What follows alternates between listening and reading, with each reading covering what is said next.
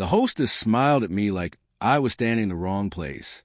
We had just stepped into the reception lodge on the north side of the lake, the kind of place built to look rustic on purpose. Stone fireplace, dark beams, polished wood floors, white flowers everywhere. Outside, the water was flat and silver under the late afternoon light. Inside, everything smelled like pine, champagne, and catered food that had been kept warm too long. I was carrying Megan's wrap over my arm and a small gift bag for couple. Nothing unusual. Just another family wedding in northern Michigan. Another polite weekend of small talk, photos, and bad coffee. At least that was what I thought. The hostess held her seating list against a black folder and looked at Megan first. "Welcome. And who do we have with you?" It was such a simple question that I barely paid attention at first. Megan did. She didn't even hesitate. "This is Travis," she said, adjusting the thin gold strap of her heel with the toe of her other shoe, not looking at me. "A family friend." I heard the words clearly, calmly, like hearing a glass crack in another room. A family friend. Not husband. Not my husband. Not Travis, my husband of 11 years. Just a family friend, said in the same casual tone she used when ordering coffee or asking for more napkins. The hostess gave me the quick, polite smile people use when they think they've got the situation right. Around us, conversation kept moving. Someone laughed near the bar. A fork at a plate. Megan's cousin was waving at her from across the room, already halfway through a glass of wine. Megan finally glanced at me then, like she expected me to play along, like she'd handed me a roll and assumed I'd know my line. I looked at her for a second longer than she liked. Then I turned to the hostess. "No," I said. My voice came out level, steady, almost soft. "I'm the man," she replaced. That was the moment the room changed. Not all at once. It moved in ripples. The hostess froze with her pen still lifted. Megan went completely still beside me. Her face didn't fall apart. It tightened. Across the entryway, I saw two of her aunts stop talking mid-sentence. Somebody near the guest book turned their head. Silence doesn't have to be total to be loud. Sometimes it just has to land in the right place. Megan whispered my name, sharp and low. "Travis." I handed her the wrap. Then I set the gift bag on the welcome table beside the seating cards and smoothed the front of my jacket like I was about to head into a meeting. "I won't make a scene," I said, mostly to the hostess, maybe to myself. "Enjoy the wedding." And then I walked out. Behind me, no one stopped me. That was the part one remembered later. Not one hand on my arm. Not one voice calling me back before the door closed. Just the sound of my shoes crossing polished wood, then stone, then gravel, while the lake wind hit my face and the first stunned whispers started behind me.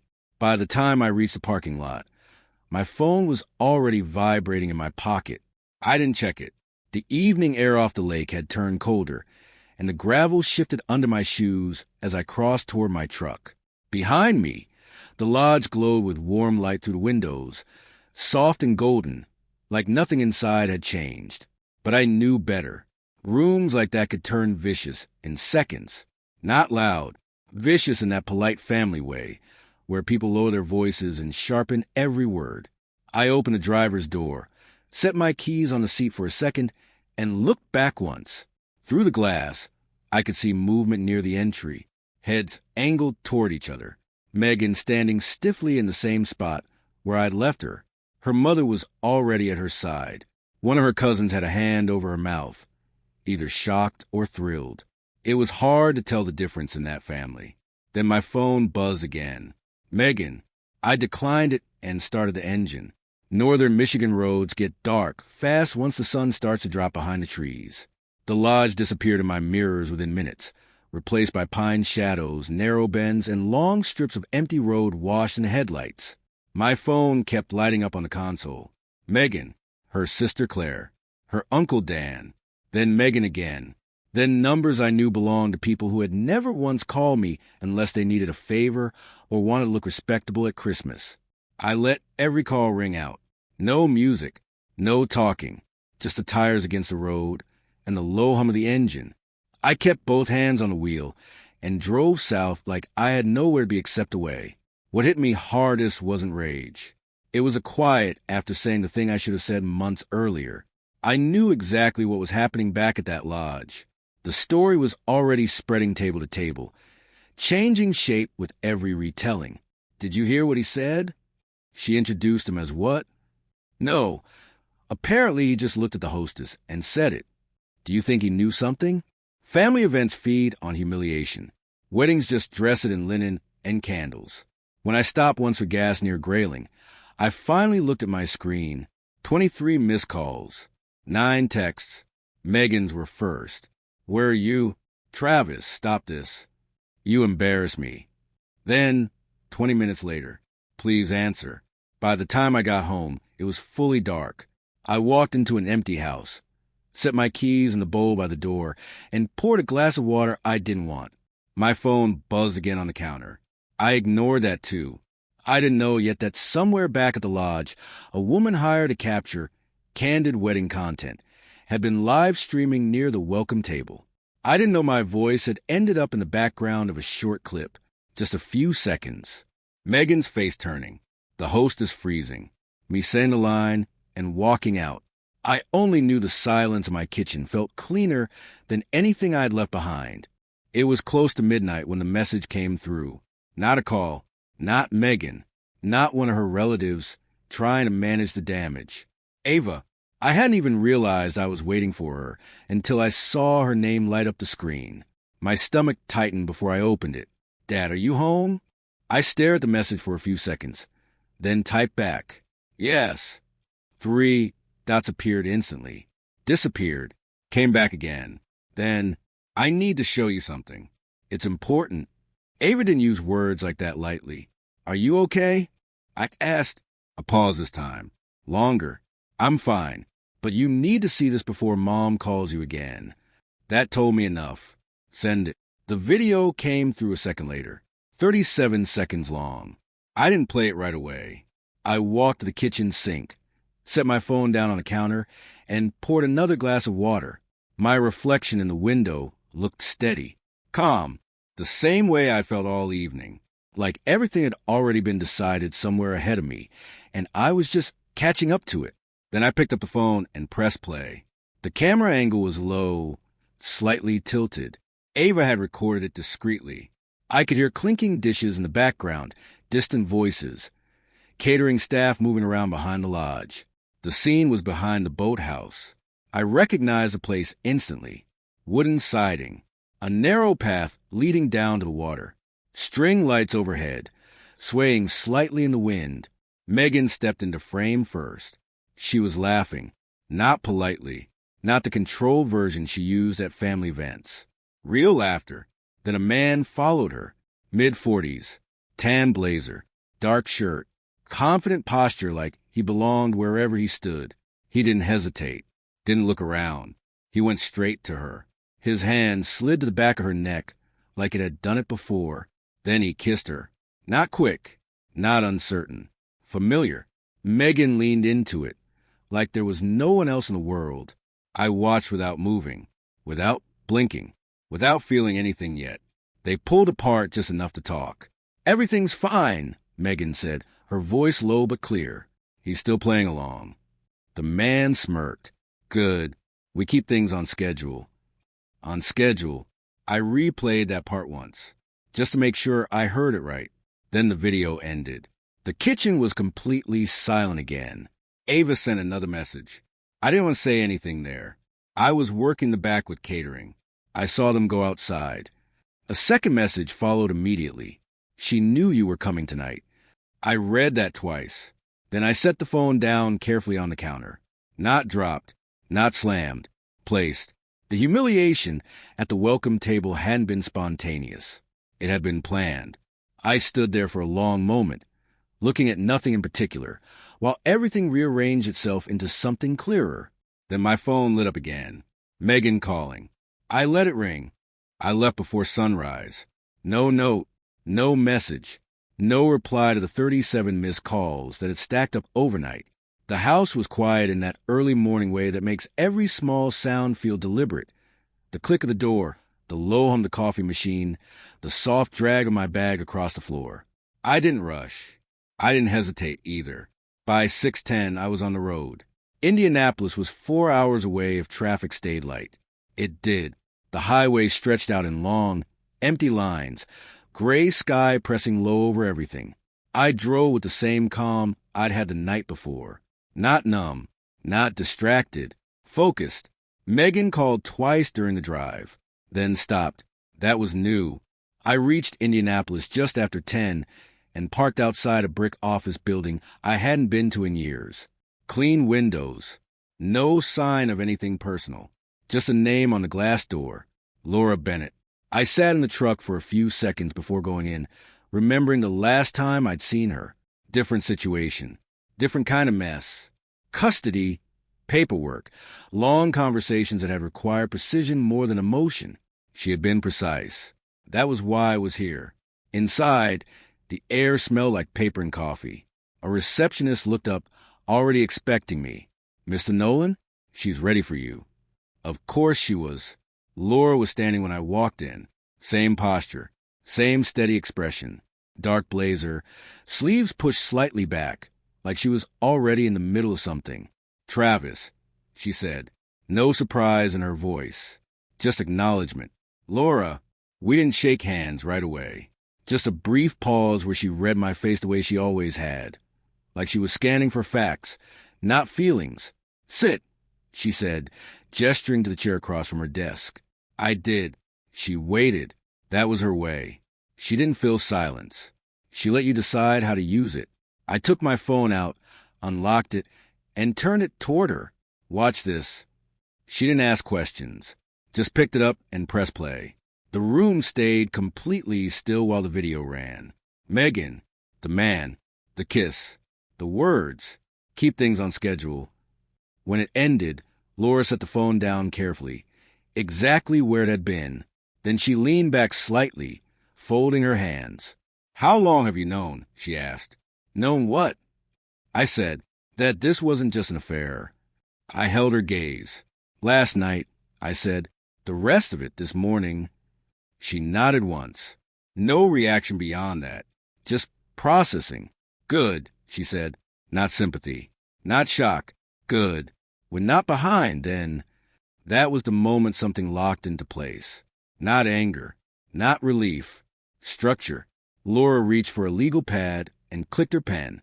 "Here's what we're going to do," she said calmly.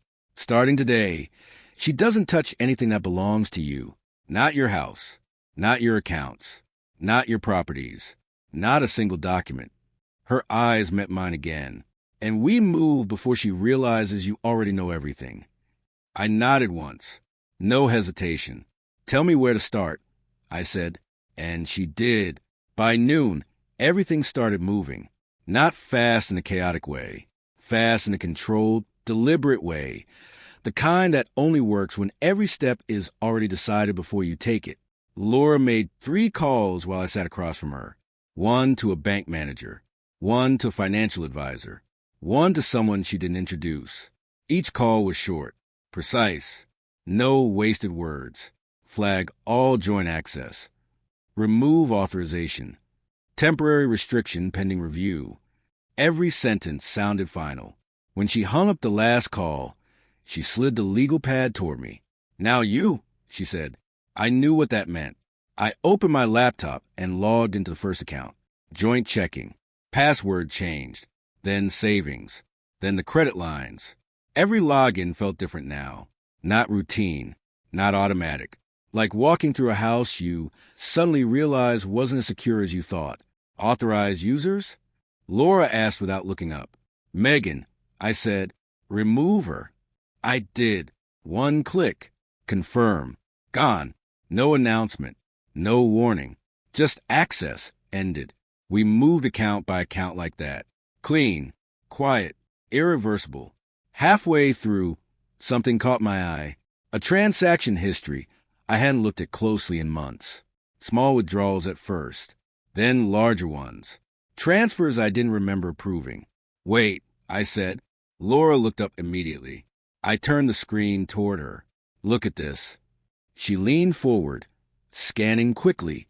Her expression didn't change, but her focus sharpened. "How long?" she asked. "Couple months." I said. Maybe longer. She nodded once. Export everything. I did. As the files downloaded, I opened another folder. Old records. Business related. Megan's candle business. I hadn't thought about it in a while. Years ago, she'd come to me with the idea, small boutique, handmade products, local markets. She'd been excited, focused. I believed in it enough to put in $60,000. She called it an investment. I called it support. We'd agreed it was a short-term loan, documented, clear, or at least I thought it was. I opened the file. The agreement was there, signed, but something else was too. Requests, emails, messages from Megan over the past 6 months. Can we restructure this? Maybe we should merge finances more fully. It would make things easier if my name was on everything. I sat back slightly. Laura was already reading over my shoulder. She's been positioning, she said quietly. For what? I asked. She looked at me directly. For access. That word settled heavier than the rest. I went back to the transaction list. More withdrawals. Larger now. Different locations. Not random. Planned. Laura tapped the screen lightly. She's already started, she said. A pause. Then calm and certain. And if we hadn't moved today, she would have finished. I closed the laptop slowly. Not out of hesitation. Out of control. Shut down the cards, I said. Laura nodded. Do it. I picked up my phone and called the bank. One by one, I cut off every authorized card under her name. No arguments. No explanations. Just verification, confirmation, done. When the last one was deactivated, I ended the call and set the phone down. For the first time since the lodge, I understood the full shape of it. The wedding, the insult, the man, the timing. It wasn't just betrayal. It was preparation. And I had just stepped in before the final move. Laura watched me for a second. Then she said, almost casually, good. Not relief. Approval. We're still ahead. Noah didn't call until that evening. I was back home by then, sitting at the same kitchen counter, laptop closed, phone face down, everything quiet in a way that no longer felt accidental. When it rang, I saw his name and picked up immediately. Hey, I said. There was a pause on the other end. Not long. Just enough to tell me he wasn't sure how to start. Is it true? He asked. His voice was lower than usual. Careful. What part? I said. Another pause. That you left the wedding. That something happened. I leaned back slightly in the chair, looking out at the dark window. Yeah, I said. Something happened. Silence stretched for a second. Then he spoke again, quieter. I thought so. Noah had always been observant. Too observant for a 12-year-old who should have been worrying about school and video games instead of reading the temperature of a room. You okay? I asked. I'm not at the house, he said quickly. Mom thinks I'm at Jake's. That told me everything I needed to know about how careful he was being. All right, I said. Talk to me. He exhaled slowly. I didn't want to say anything before, he said. I thought maybe would stop. Say what? Another pause. Then, she's been bringing someone over. I didn't move. When? I asked. Afternoons. When I get home from school sometimes, or when I leave for practice, he said. She thinks I don't notice. His voice tightened slightly on that last part. What's his name? I asked. Brent, he said. I heard her say it. Different name. Different man. I closed my eyes for half a second, just enough to place it. All right, I said calmly. What else? Noah hesitated. Then I heard something shift in the background, like he was moving further away from wherever he was. I wasn't supposed to hear this, he said. But you did. Yeah. Another breath. They were talking in the kitchen last week. They thought I was upstairs. I didn't interrupt. She said once everything was set, they were going to sell the cabin. That landed harder than everything before it. The cabin wasn't just property. It was mine before Megan. Inherited. Untouched. Off limits. Did she say anything else? I asked. Yeah, he said quietly. A pause. Then, almost like he didn't want the words to exist once he said them, She said the money would be enough to start over somewhere warm. I stared straight ahead, the room suddenly feeling smaller. Arizona, Florida, anywhere far enough that consequences took time to catch up. Noah, I said, my voice steady. Did she ever mention my name when she talked about this? Not really, he said. Just that things were already falling into place. Of course they were. Wedding, money, property, 2 different men, all moving at the same time. You did the right thing calling me. I said, I didn't know who else to tell, he admitted. That part stayed with me. Not Megan, not family. Me. Listen carefully. I said, don't say anything to her. Don't change how you act. Just keep doing what you normally do. Okay. And if anything else happens, you call me. Anytime. Okay. He hesitated again. Then, softer. You're not coming back, are you? I didn't answer right away. Because the truth wasn't emotional. It was structural. No, I said finally.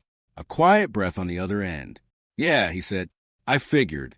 We stayed on the line for a few more seconds without talking. Then he said goodbye. When the call ended, I didn't move. Not because I didn't know what to do next, but because now I understood the full scope of it. This wasn't just betrayal. It was a coordinated exit. Money, property, reputation, and timing. And somewhere inside that plan, Megan had already decided I wouldn't be there when it was over. She was wrong. Walter showed up 3 days later. No call, no warning.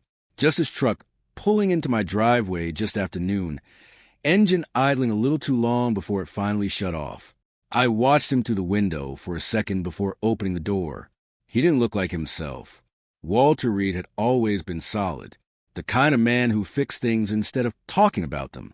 Grease under his nails, steady hands, quiet voice. Retired mechanic, Fort Wayne, built his whole life on things that made sense. This didn't make sense. He stepped out slowly, holding a thick envelope in one hand, like it weighed more than paper should. Travis, he said when I opened the door. His voice was off. Not weak, unsteady. Walter. We didn't shake hands. I stepped aside and let him in. He walked into the kitchen like he'd been there 100 times before, then stopped halfway to the table, like he wasn't sure he still belonged in the room. I didn't know, he said. No greeting. No build-up. Just that. I nodded once. Sit down. He didn't argue, just lowered himself into the chair, set the envelope on the table, and slid it toward me. His hand trembled slightly when he let go of it. I need you to look at that, he said. I pulled the flap open and took out the documents. Loan papers, bank headers, signatures, amounts. I didn't rush. I read every page. $60,000. Co-signed, collateral listed. His house. Paid off, entirely his. Put on the line like it was nothing. I set the papers down carefully. When I asked, "Couple months back," he said, staring at the table. She told me it was for the business. Expansion. Said she needed help qualifying. Of course she did. She said it was safe, he added quietly. Short term. Guaranteed return. I didn't respond, because I already knew what Laura was going to say before I even showed her. Did you see where the money went? I asked. He shook his head. No, I trusted her. That word again. Trusted. I stood up, took the papers, and walked to my laptop. Stay here, I said. He didn't move. I called Laura. She picked up on the second ring. I need you to look at something, I said. Send it. I scanned the documents and forwarded everything. Less than 10 minutes later, she called back. Walked me through it, I said, putting her on speaker. Walter lifted his head, slightly, listening. Laura's voice came through calm, focused. The loan is real, she said, but the business account never received the funds. I leaned against the counter. Where did it go? A brief pause as she checked something. Withdrawn, she said. Multiple transactions. Different towns. All within a few days. Cash. Of course. No trail. Or, at least, not one she thought anyone would follow. Walter let out a slow breath that sounded like something breaking quietly. She told me it was for inventory, he said, almost to himself. It wasn't, Laura replied evenly. Silence settled in the room. Heavy this time. Not like the clean quiet from before. This one had weight. What does this mean? Walter asked, finally looking at me. I didn't answer right away. Because the truth wasn't complicated. It was just hard. It means she used your house to pull cash, I said. And it's gone. His face didn't collapse. It tightened, like he was holding everything in place by force. Laura spoke again, steady as ever. This changes things, she said. This isn't just marital anymore. This is fraud. That word landed harder than anything else so far. Fraud, not betrayal, not mistakes. Something that could be measured, proven, punished. Walter nodded slowly, like he understood exactly what that meant. I came here first, he said, his voice low, before going to her. I met his eyes. Good, I said, because if he had gone to Megan first, she would have already had an explanation ready, a version, a story. But now we had facts, and she didn't know we had them yet. It took less than 24 hours for everything to connect, not because it was hidden well, because it was hidden in pieces. Laura spread the documents across her desk the next morning. Bank statements, withdrawal logs, loan records, timestamps. Clean rows of data that didn't look dangerous until you understood what they meant together. Walk me through the people, she said. I didn't need notes. There's the man from the wedding, I said. Tan blazer. Public. Confident. That's the one she wanted seen. Laura nodded slightly. Image. And then there's Brent, I added. The one Noah mentioned. The one coming to the house. Afternoons. Private. Function, Laura said. I looked at her. She tapped one of the statements. Different withdrawal locations, she said. Not random. Spread out just enough to avoid immediate flags. I saw it then. Not chaos. Structure. She used 2 men, I said slowly. Laura didn't react. Just waited. One for appearance. I continued. Events. Public settings. Someone who makes it look like she's moving on clean. And the other, she asked. For execution, I said. Cash. Logistics. Movement. Laura leaned back slightly. Exactly. The room went quiet. Not because we didn't have anything left to say. Because we both understood what it meant. This wasn't emotional. It was operational. I looked down at the timeline again. Wedding weekend. Financial withdrawals already in motion. Walter's loan already emptied. Months of pressure to get access to my accounts. The cabin. Always the cabin.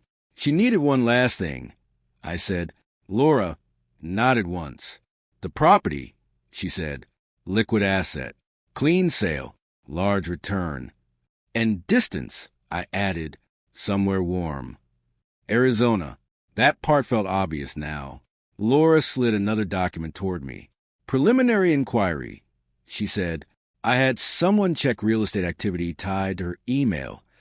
I scanned it. Listings. Inquiries. 2 areas circled. Phoenix. Scottsdale. Dates lined up with everything else. She wasn't thinking about leaving, I said. Laura's voice stayed calm. She was already leaving. That landed clean. No emotion attached. Just fact. I sat back in the chair, looking at the full picture laid out in front of me. The wedding insult. That wasn't a mistake. That was positioning. Public downgrade. Removed me from the narrative before she disappeared. So when she left, no one would question it. She needed me smaller, I said. Laura looked at me. So the exit made sense, she finished. I nodded once. For a moment, neither of us spoke. Then Laura gathered the papers into a neat stack.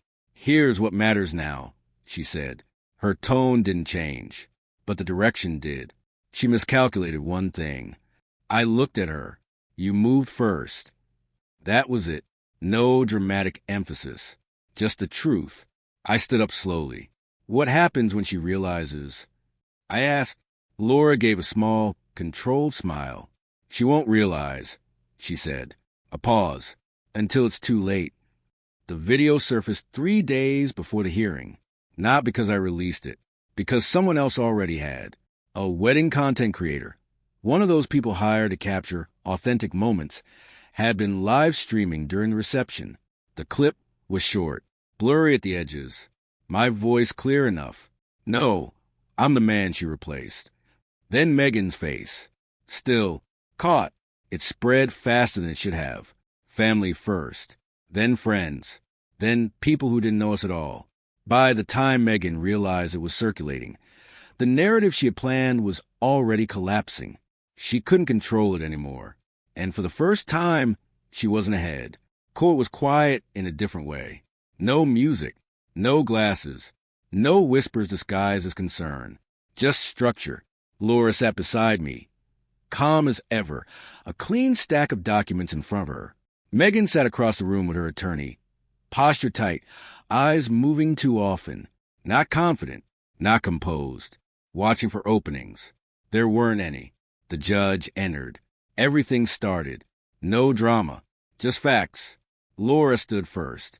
She didn't raise her voice, didn't perform. She laid everything out in order. The business money, $60,000, documented as a loan, never repaid. Walter's loan, co-signed under false claims. Funds withdrawn in cash within days. The attempted financial access, requests, emails, pressure to merge accounts. The property, my cabin, flagged in her communications, positioned for sale. Then the pattern, not one mistake. A sequence, deliberate, coordinated. Megan's attorney tried to interrupt twice. Speculation. Laura didn't even look at him. Documentation, she said, sliding another set forward. The judge didn't stop her, because there was nothing to stop. Then came the shift. "Your Honor," Laura said calmly, "we are also submitting evidence of intentional misrepresentation tied to third-party financial involvement. Walter's loan. Fraud." That word wasn't said loudly. It didn't need to be. Megan finally reacted. Not loudly, not dramatically, but I saw it. Her hand tightened around the edge of the table. Her control slipping, not in public emotion, in structure. Her attorney pivoted, tried to reframe. Marital breakdown, emotional distress, misunderstandings. The judge cut him off. Stick to the financials. That was it. The case narrowed. And Megan's version disappeared. When it was her turn, she spoke. Carefully, measured. She called it pressure, confusion. Said she had been trying to fix things, position herself, stabilize. Every word sounded rehearsed. But there was one problem. None of it matched the timeline. None of it explained the money, or the withdrawals, or the plan, or the men. And when Laura asked one question, just one, everything cracked. "Did you inform Mr. Reed that his home was being used as collateral for funds not intended for business use?" A pause. Too long. Megan opened her mouth, closed it, then, no. Quiet, but final. That was the moment it ended. Not emotionally, structurally. The judge didn't react, just made a note, then another, then looked up. The ruling came clean, direct, no ambiguity. Her claim to my assets, rejected. The $60,000, ordered repaid with interest. Walter's loan, recognized as fraudulent misrepresentation. Opening separate liability. The cabin, protected. Untouchable. Further claims, approved for review. Every piece of her plan, exposed.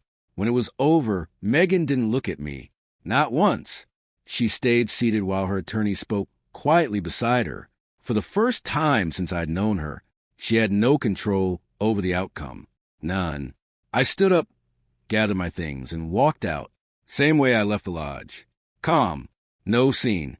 But this time, everything behind me wasn't confusion. It was consequence. It's been a little over a year. The house is quieter now. Not empty. Just quiet in a way that doesn't feel like something is missing. The floors don't carry tension anymore. No late-night pacing. No closed doors hiding conversations that shouldn't exist. Just space that finally belongs to me. Ava visits often. Sometimes she stays for a few days, sometimes just for dinner. She moves through the house like she always has. Comfortable, steady. We don't talk about the wedding anymore, or the video, or what came after. We don't need to. What mattered already settled. Noah started coming on weekends a few months after everything ended. At first, it was careful. Short visits. Watching. Measuring. Now he walks in like it's his choice. Because it is. We keep things simple. Food. Quiet conversations. Normal routines that don't feel staged or fragile. He doesn't ask about Megan. I don't offer. Some things don't need to be explained when someone has already seen enough. I sold a cabin in Wisconsin 6 months ago. Not because I had to, because I wanted to. On my terms. No pressure. No hidden timelines. No plan built behind my back. I handled it clean. Took the return and split it the way that made sense. Not legally required. Just correct. Education funds. Ava. Noah. Future secured. No strings attached. Megan ended up in Indiana. Small rental. Nothing unstable, but nothing permanent either. The kind of place you stay in when everything else has already been decided for you. The judgments didn't disappear. They won't for a long time. Payments, restrictions, consequences that don't need to be enforced loudly because they're already built into her life now. We don't speak. Not out of anger. Out of completion. Laura stayed. Not immediately. Not in a way that felt like a replacement. We didn't rush anything. That wouldn't have worked. What started between us wasn't built on emotion. It was built on clarity, mutual understanding, respect for how things ended, not just for me, but for her too. Over time, that became something else. Something quieter. Real. No performance. No strategy. Just two people who don't need to guess where they stand. Sometimes I think back to that moment at the lodge. The way she said it. A family friend. Like I had already been moved out of my own life. Like the decision had already been made somewhere I wasn't allowed to see.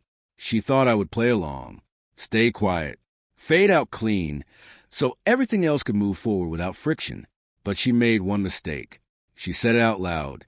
And once something like that is said, clearly, publicly, without hesitation, you don't argue with it. You accept it. Then you act. Now everything fits. Not perfectly, not effortlessly, but honestly. And that's enough. Because in the end, I didn't win by exposing her or by taking something from her. I won by doing one thing right. When she showed me exactly where I stood, I believed her, and I moved accordingly.